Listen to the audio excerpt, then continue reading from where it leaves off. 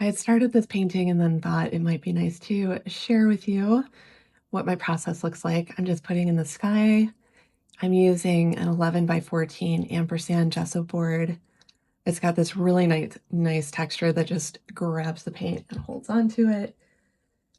And I'm working in a gradient across the sky. I want a little bit lighter colors down along the horizon, more light and muted, and then a little more saturated up along the top, and everything will lighten as I work over to the right side of this seascape.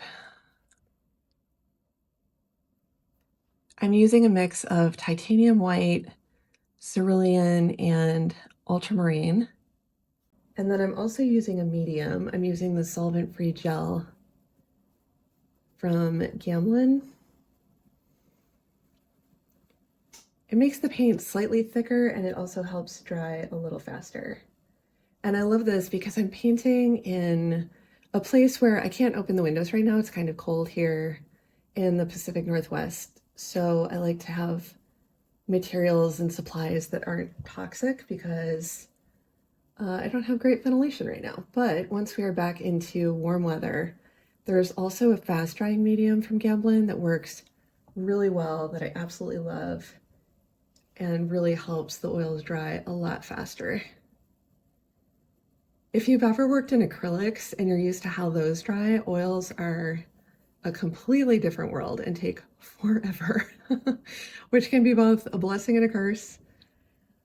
I usually keep the tubes of paint that I'm working on just open as I'm working on the particular painting, which is a great thing about oils. I love being able to do that. There's no way you could do that with acrylics. I'm not blending the strokes that I'm putting down all that much. I want there to be a little variation for the viewer to look at. Most of the detail in the painting will be down here, but we'll put a little bit up in the sky because otherwise this would be a huge expanse of a whole lot of nothing. So we're going to give the viewer something to hold on to. Adding a little bit more cerulean into my mix. Love this color, especially for skies. And then there's also, I don't know if I mentioned this at the beginning, but there's also some raw umber in the blue mixture just to keep it from looking too blue. I wanted to mute it just a little bit. So that's in here as well. When I'm mixing on my palette, I'm not blending it perfectly there either. So you'll get little streaks and variations in the paint that I'm putting down, which is part of the effect that I want.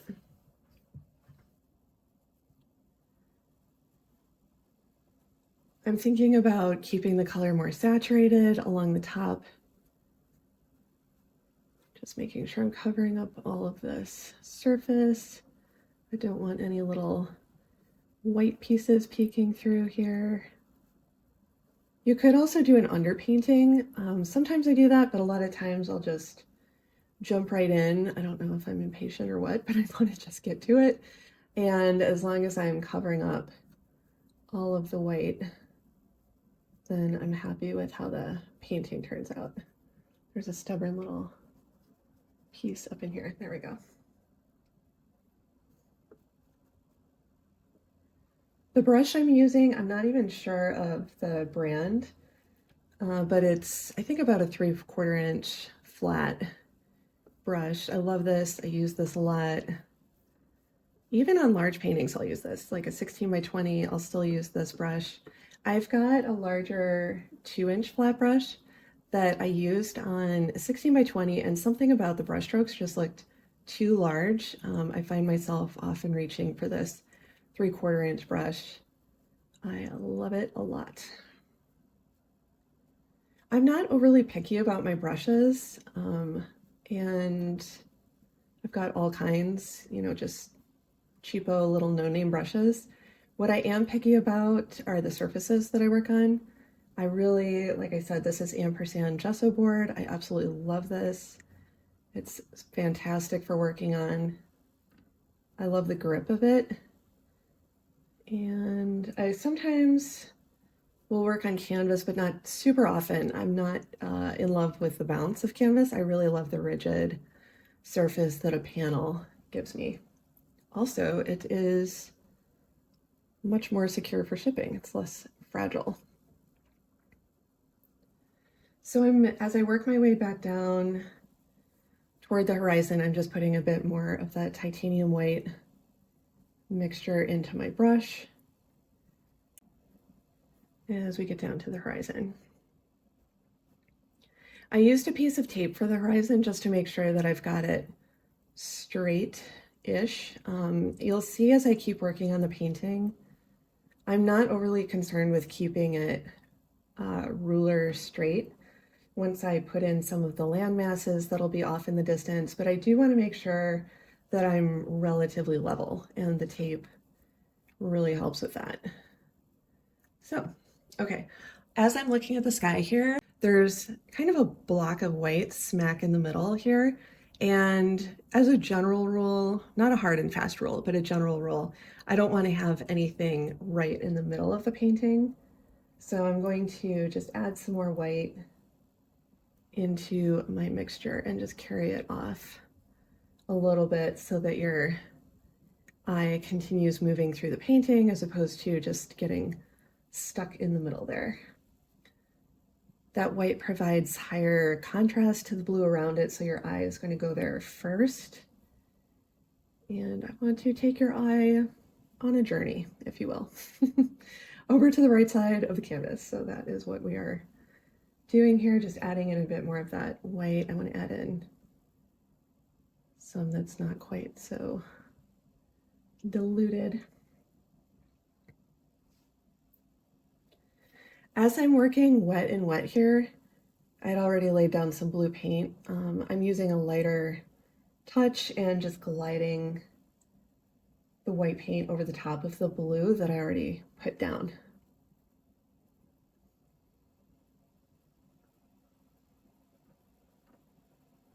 Okay, so there's our sky. It looks a little chunky over here, so let me just give that a little smooth. I want some texture in here, but not too much. If you live in an area where there's dry air, you can do more impasto techniques and your painting will dry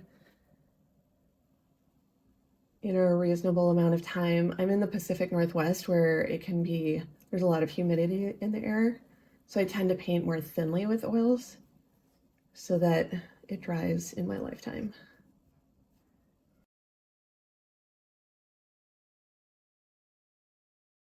Okay, we're peeling that tape off. Now I've added some phthalo blue, or rather phthalo green blue shade. This is for the water. It's pretty saturated toward the back. You can see that I'm just going over the horizon line. I want to keep it level, but I don't want it to be a perfect line. Now I'm kind of fussing with it a little too much and just raising the whole thing up completely, but we'll have some of the land come back down and cover that. So this is more off in the distance. Anytime you're adding phthalo to your paint, a little goes a long way. Phthalo just wants to take over everything. So you really don't need too much. I picked up a different brush here as well. I think this is a 1/2 inch flat. I picked this up because I wanted a slightly smaller brush, and I also wanted a brush where I could use a darker color. My 1-inch brush has a lot of light paint in it right now, which I'm going to leave because I'll come back to that as I start adding waves in. I find it really helpful to have one brush that I've dedicated to darks and then one to lights, and then work from there. Again, not mixing overly much. There's a little bit of blending going on, but I like having some variety in the waves. Just makes it more visually interesting.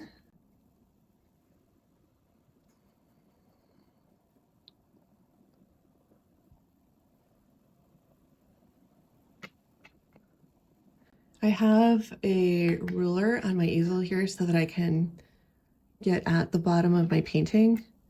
If I weren't using that, the panel would sit down in the little grooves down here, and it's a little harder to get at, so helps have it raised up quite a bit. And I just use blue shop towels to wipe off my brush as I'm working. I like these better than regular paper towels because they're nice and thick and they really absorb the paint well. Okay, I'm going to start putting in just the illusion of waves just so that I have in my head where those will be going, and then I'll come back in and add a lot more white to these later. Actually, I should be using my other brush for this. Again, I don't care if there's some variety in the white that I'm using from the paint that I had in this brush previously. Just keeps things interesting to have a lot of different colors and textures going on in the mix.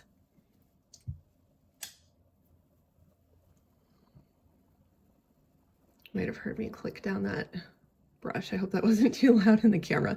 I use a glass palette so that I can scrape it off when I'm done at the end of the day. I love it. It's really easy to use over and over again.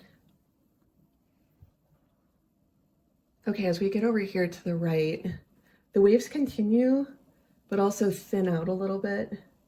So I still want the color of that water, but I want it to be a little more subdued as we get over here. And then some land will go in back here and along the right side here. And that will provide a lot more in the way of value transitions to keep the painting interesting. This is real-time painting that I'm doing in the video. I might speed up certain parts if they're taking a while, but let me know if you prefer seeing real-time painting or time-lapse or a mix of both. Everything's on the table. I also might do both just depending on how much time I have that particular day. So the foam from the waves is in here and the color of the blue is less intense, and then you get a little bit more blue as it sweeps up on land. Over here. I'm gonna stop there for now and then start putting in the land, and then I might come back in and add more water, and then I think I'll add some rocks down here. I'm using, for the rocks, I'm going to be using some raw umber. This is the oil paint that I use, the Winsor & Newton Artisan Water Mixable Oil Color. I love this. I tend to use a limited palette just to keep things simple, and then I just mix up whatever color I am after. There are loads of videos on color mixing too if you're looking for how to do that, but once you get the hang of it, you don't need so many paints. You can just mix up whatever you need. I'm also going to add some French ultramarine to that raw umber. It'll make a much darker color. A lot of times I'll use those two blended together instead of using black. They make a really nice dark deep color that still has a lot of depth to it. I also need some more of my medium. So here's the, you can see the difference here. This tube I've used a ton. This is my new one because I'll be transitioning over to that pretty soon. And this has a gel consistency and doesn't really have much of a scent at all. So it's great if you don't have a lot of ventilation or if you are sensitive to scents. Highly recommend this as a medium. It's great. Especially if you paint with impasto techniques, it would be fantastic for that. And you can mix up to about 25% of your paint mixture. 25% of it could be that medium, and then you want the rest to be paint. Okay, I'll start with my darker colors first, and I'm just putting in some of the dark landmass that's going to be along the edge here. And then as it gets back toward that horizon line, it becomes a little more faint. I'm just mixing in some of the color that I used for my sky. I'm taking this color, that brown and blue that I mixed up, and then I'm adding some of the sky color to fade it out as it moves toward the background, toward the distance. That's a great tip, is using your sky color to add atmosphere, that sense of atmosphere, and colors get a little more blue, a little more faint as they move toward the horizon. Off in the background, there's a really faint, testing this color first, there's a really faint landmass back here. That color has a little bit too much chroma to it, a little too much saturation. Just want the lightest little hint of land back here. Oops, picked up some watercolor.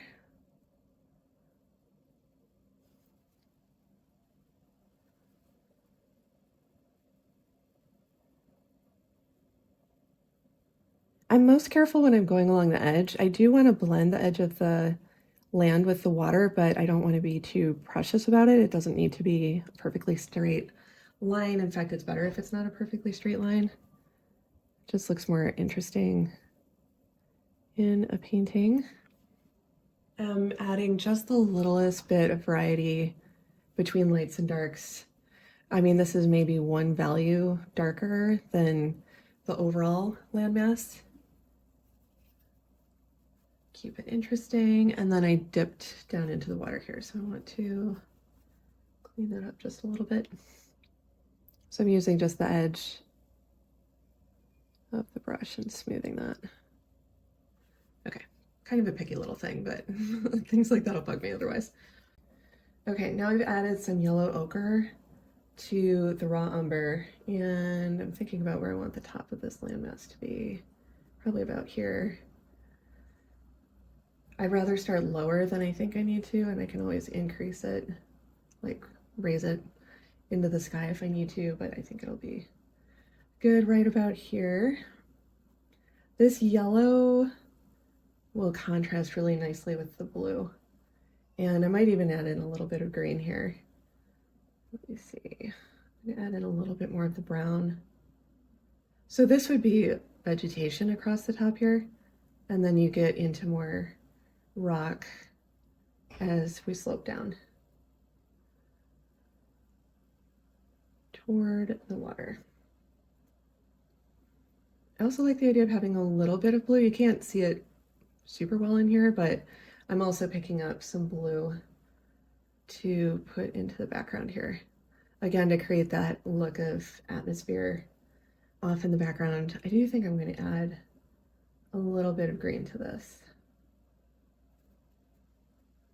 I'm going to take some of my yellow ochre, I'm mixing it into the color that I used for the sky, which is heavily cerulean. I really need two cameras. I need another one so that you can see what I'm doing off screen with mixing. Use your imagination for right now. Okay, I just want another color in the mix there. That was really dark.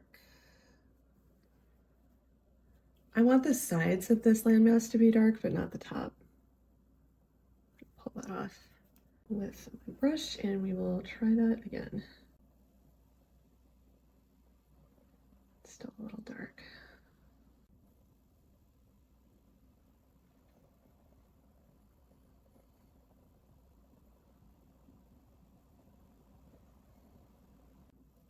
What I'm thinking about is I've got a brown line right here, and I kind of want to get rid of that, so I'm just going over it a bit.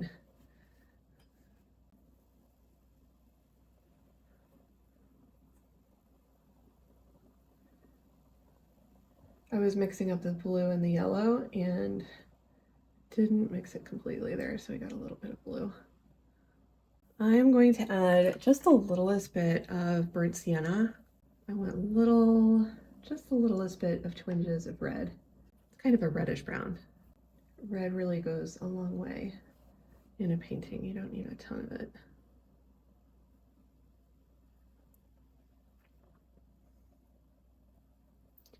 Okay, now we're getting back down the side. I want to just keep covering up this land.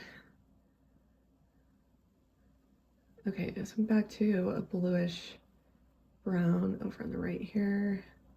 I want this landmass to be darker than the one that's behind it so that it comes forward a bit more visually.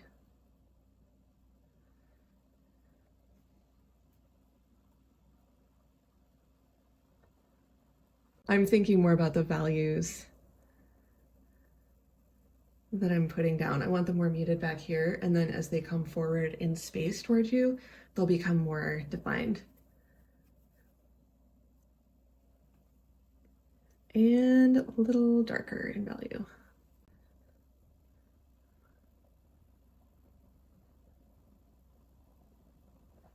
As it gets down toward the sand down here, it gets a little bit lighter. So we'll add in some of that light sand color.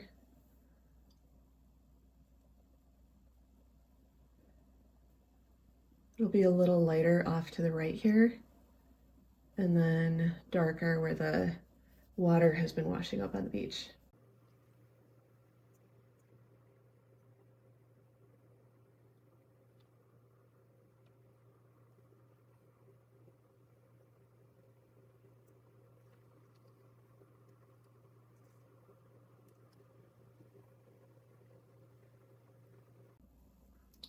Right in this section, you would be able to see through the water a bit. So I'm taking a bit of the sand color and a bit of the watercolor and letting those mix together. With this being Impressionist style, it doesn't need to be perfectly realistic. It's more about the suggestion of what's happening, and your mind really fills in a lot of the details. Something else I'm thinking about is if someone puts this in a traditional frame where there's a bit of a lip that comes over the edge of the painting, I want, as I add sand down in this section, I want it to extend far enough out that it'll still show even in a traditional frame. Someone could also use a plein air frame, which will be more of a float around the edge, and you would see all the way to the edge of the painting. But painting your painting in a way that allows people to frame it either way is just a lovely thing to do.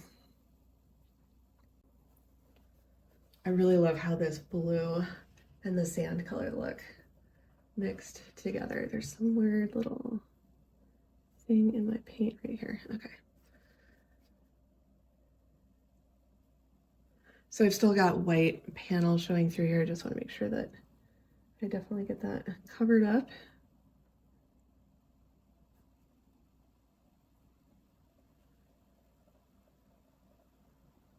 All the way up to the rock there. Okay.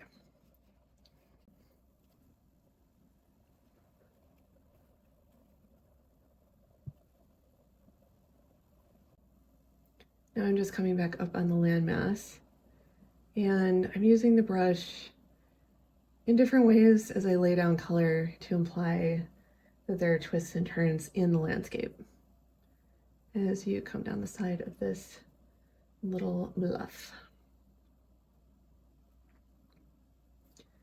I'm slightly lightening the value a little bit here,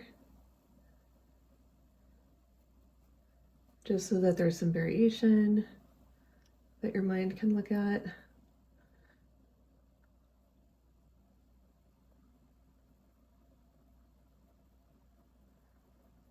Some of it you can make up, and then other parts of it need to make sense. Like there would be dark rock along here where the water has been hitting it and has stripped away the vegetation.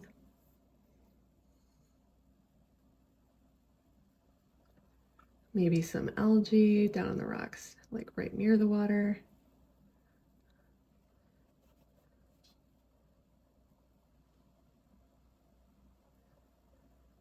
At this point, I'm not adding any new colors onto my palette. I'm using the same ones, and I should give you a little glimpse of my palette here so you can see what it looks like.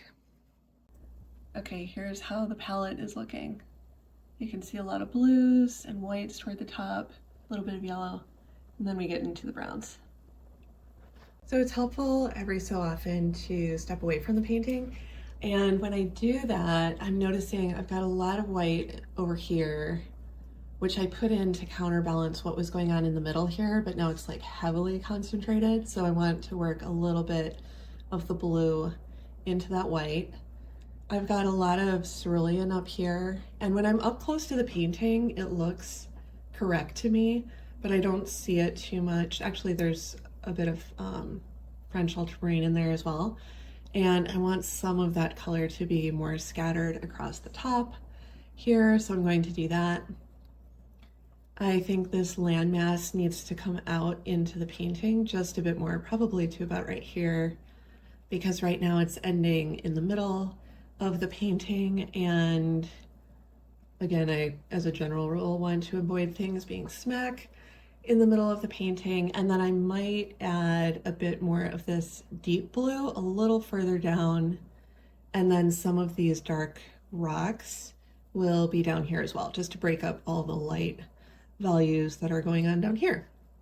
So that is my thought process as I go into the next stage of the painting. Since I've still got some of the phthalo green on my brush, I'm going to come in here first and lay that down.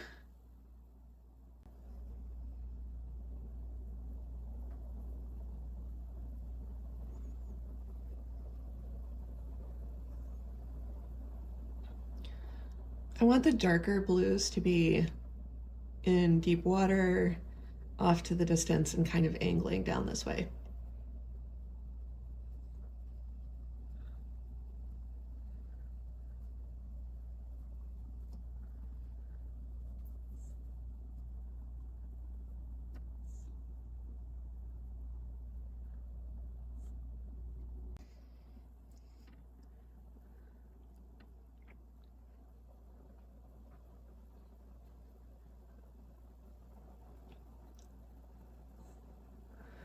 Okay, I was going to start along the top here, but I'm thinking what I'll do is first put in some blue into these white clouds and then step back again and see how it's looking.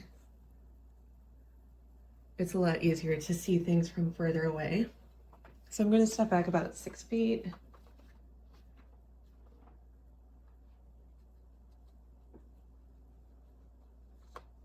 Okay, I actually like that a lot better. That little bit makes a big difference.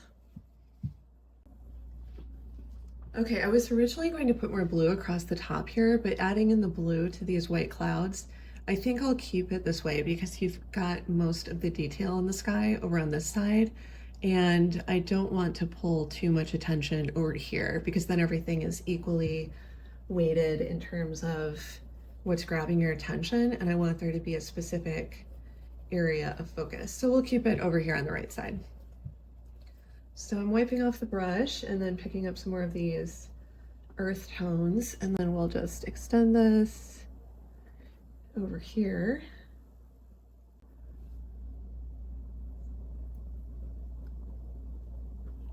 Like that.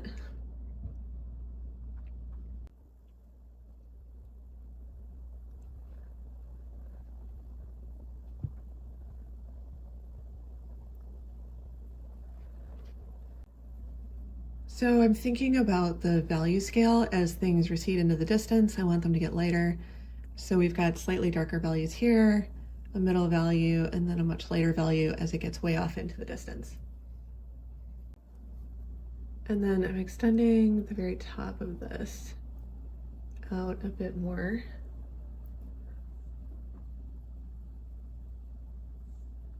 Get some more of this green in here.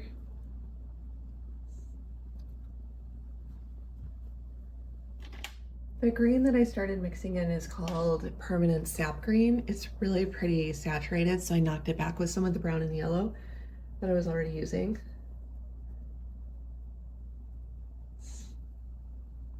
And then I'm picking up a bit more brown as I work down toward the water here. Okay.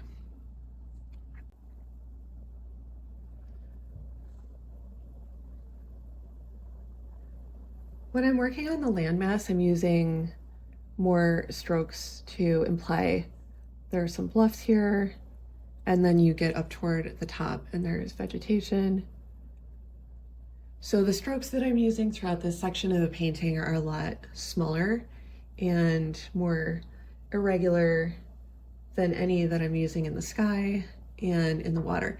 In the sky, I want strokes that are implying clouds, so you've got more rounded rounded forms happening in the sky.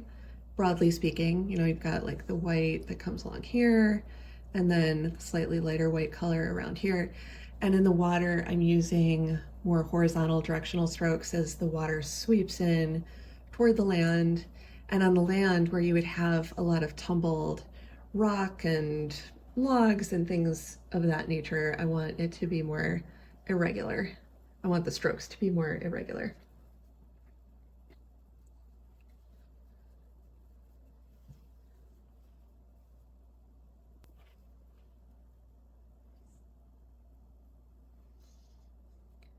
Off in the distance, I'm using much smaller marks because you wouldn't see quite that far off in the distance, and then they become bigger as you work more toward the foreground.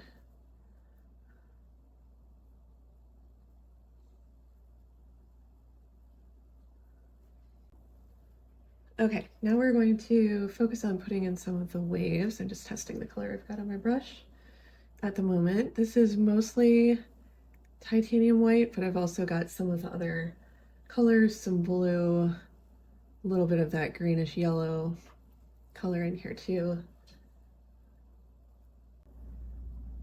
I rarely use pure white, or I use it very judiciously, I would say, because a little goes a long way.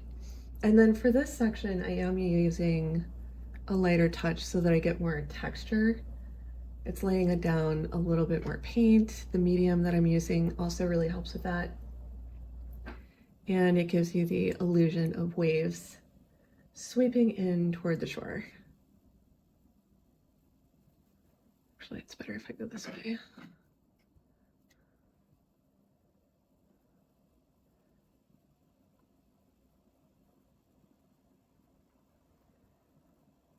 So I want there to be more of the textured white at the edge of the wave. So you'll see more along here, and then it fades out as the wave is receding more into the water.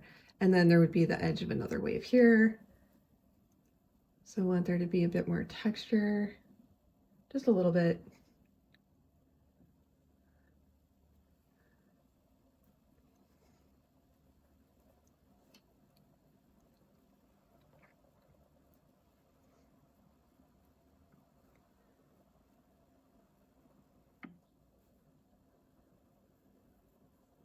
Got a huge goblet of paint on my brush there. And then obviously as you get toward the shore, the waves really thin out because they're up on the sand at that point. So they won't be quite as exaggerated up there. This looks like a kind of extreme line right here. So I'm just going to come in and vary that a little bit. Break that up a little bit. Okay, it's better. I also want some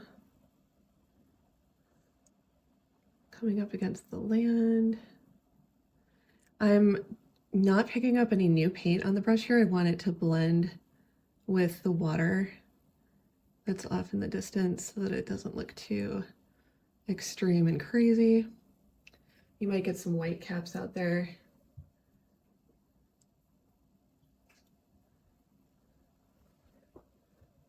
And I want to leave little peaks of blue because this is a little further out.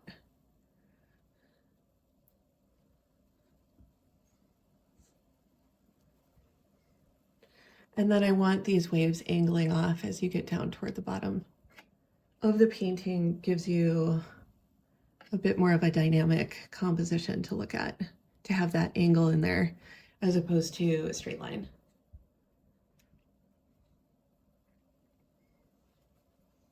Okay, I'm happy with that. I do want there to be some distinct white highlights as the water is thickest through here.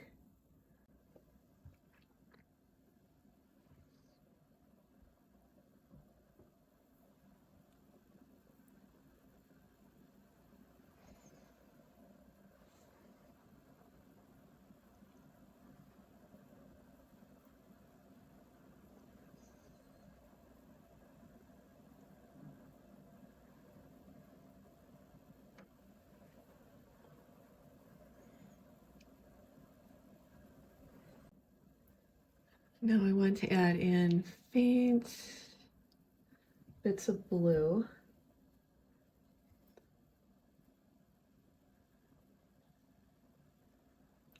Just to extend this blue visually a little bit more.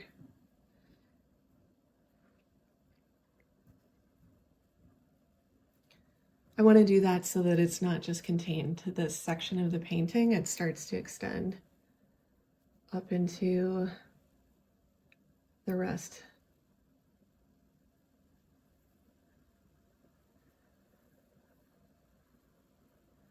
It gives your eye a little bit more to look at because there's more variety in the colors and the shapes and what's going on than if it's chunk of blue, chunk of white, light blue, and sand.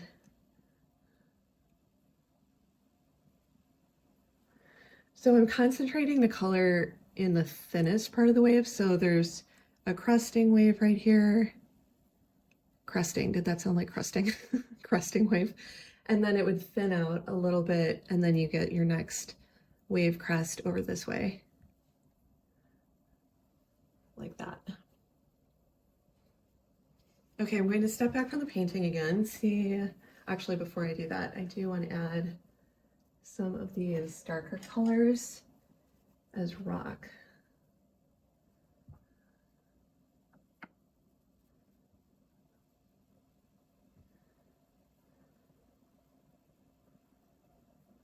I'm just tilting the brush up because it's hard to get at it closely if I tilt it downward toward the easel.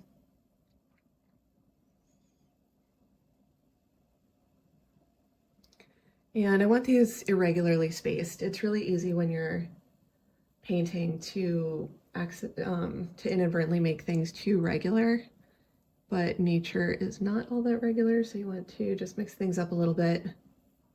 It can even help to look away from your canvas every so often and place, once you've got your brush in the general right area, just place brush strokes without even looking at your canvas, just for a second. And it helps you keep from being too regular with your marks. Okay, I just want implied rocks down there. And I might put some breaking waves around those. But first I'm going to step back and take a look at this.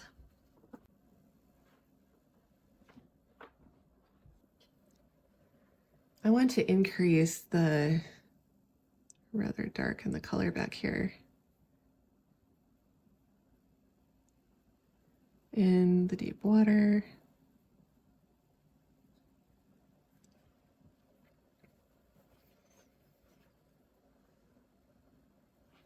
And it looks like it's going up onto the land.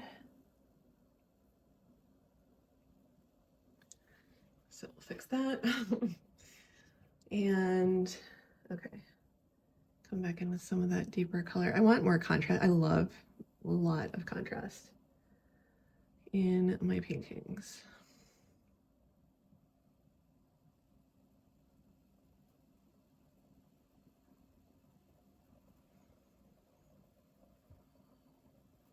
This painting also has a lot of middle tones, middle values. So I do want to put in some darks, some dark darks and some light lights where I can.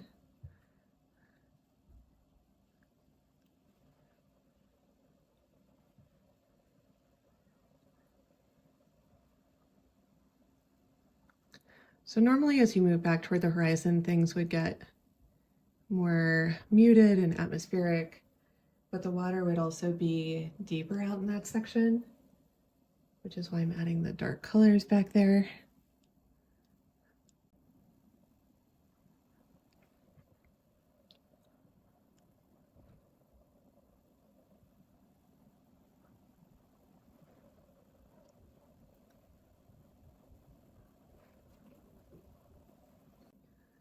And now I'm adding in a bit more white.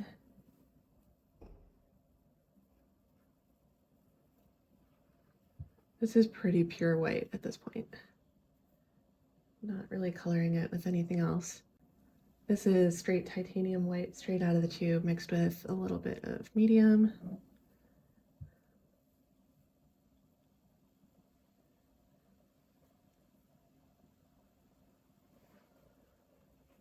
Okay. And I'm going to have some of this bump up against these rocks.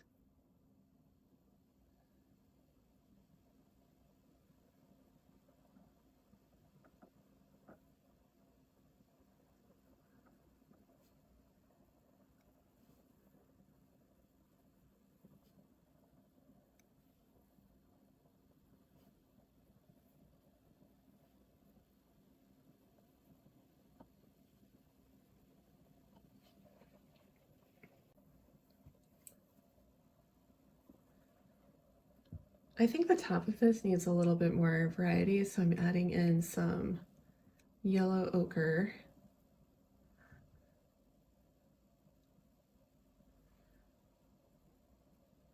Just needs a little more something.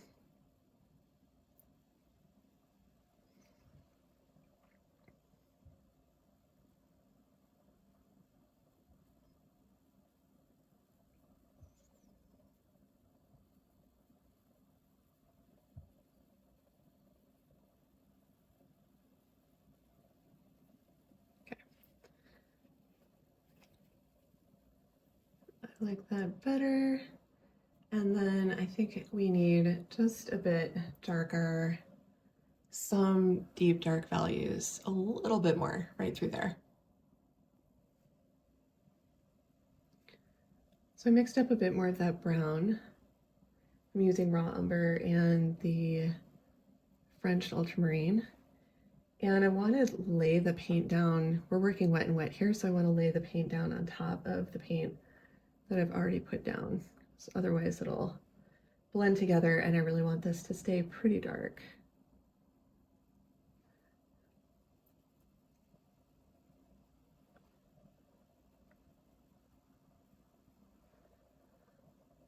I'm using shorter strokes here since this would be rock and it would have been kind of tumbled around and randomly splashed by the waves. I'll take a little bit of it out here. I will blend it a little bit more out there. I picked up a little bit of yellow and a lighter brown on the brush for this section.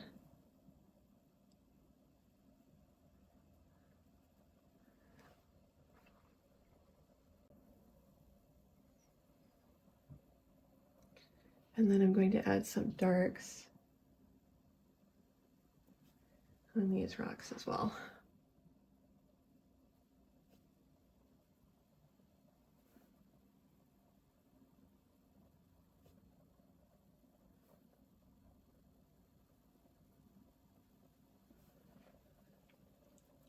Okay, so I'm going to step away from the painting again, take the lay of the land. All right, I'm happy with that. I'm going to leave it here.